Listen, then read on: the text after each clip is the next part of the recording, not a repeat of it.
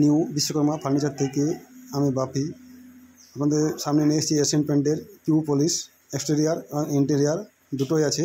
আপনাদের দুটোই কীভাবে গুলতে হয় সেটা আমি দেখাবো। তারপরে আমরা গান দিয়ে যে পলিশ করবো তার আগে গুলে নিতে হবে, সেই গুলাটা আমি আজকে আপনাদের দেখাচ্ছি। দেখছেন এশিয়ান পেন্টের এক্সটেরিয়ার বা ইন্টেরিয়ার দুটোই হোক, এটা পিউ থিনার ব্যবহার করতে হবে, অন্য কোনো থিনার ব্যবহার করতে যাবে না। অন্য কোনো থিনার ব্যবহার করলে পলিশটা ফেটে যেতে পারে। আপনারা কিন্তু পিউর সঙ্গে পিউ থিনারই ব্যবহার করবেন। এক্সটেরিয়ার এবং ইন্টেরিয়ার দুটোতেই সেম প্রসেস এবং সেম গোলারও প্রসেস।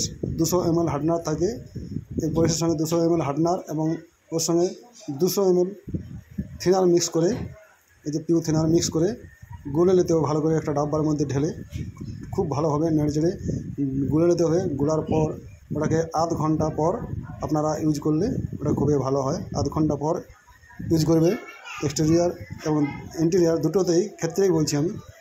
ওটা গোলার পর আধ ঘন্টা পর ইউজ করবে। আমার চ্যানেলটাকে লাইক এবং সাবস্ক্রাইব করে রাখবে, যাতে আমি আপনাদের এরকম নতুন নতুন ভিডিও দেখার সুযোগগুলো করে দিতে পারি।